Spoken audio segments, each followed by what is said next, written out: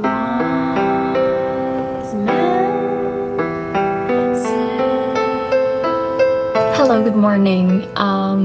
Lipay ko nga nakabalik na ako sa Cebu ron. Even na gimiya ako sa kong nanay, sa kong igsoon, sa kong everyone in my family, gimiya ako nila. Pero lipay ko diri sa Cebu.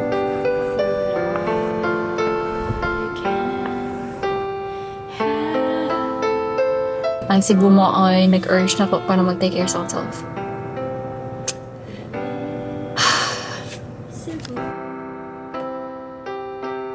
Naki-quote sa una nga nahibawaan, and it's about life sometimes will guide you by making you so uncomfortable gani. And then sometimes also, lahi pa rin siya nga quote, but it's more on like, if a place gani kay gapul niyo mo without any sort of reason nga nung gipul ka ng place, it's like you're meant to be there.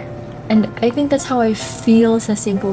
Kaya katong time dito po ko sa akong island, daghan kay ways ang life nga gipa feel ko uncomfortable. But the thing nga push na ko nga mag Cebu, tungod kay akong igsuon kay nagpuyo siya sa una dood sa iyong eskwelahan, but then ay guys obos nga gamake niya uncomfortable. Nothing really nahitabo, but more on like gahana ako sa kaigsuon nga uncomfortable na siya. So more tiga push na ko, even though expensive kay mag-live sa city gani, uncomfortable na ko ang thought na uncomfortable ako igsuon. But I can't help falling in love with you. Slowly to din ang decision na heal po ko, ga-heal kay ko, ga-healthy po ko diri. So, wala ko'y masulti. Kaya ba ko depressed kay ko the past few months. Depressed kayo, pero wala ko'y idea nga nung na-okay ako. Wala ko ga-therapy po. Happy lang ko.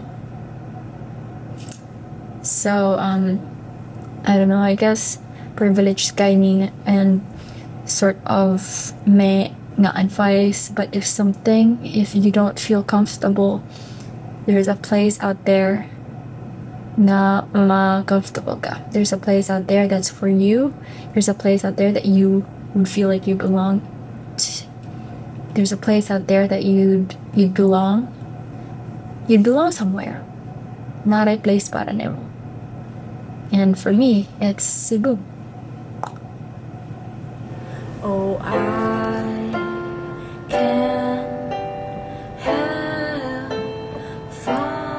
falling in love with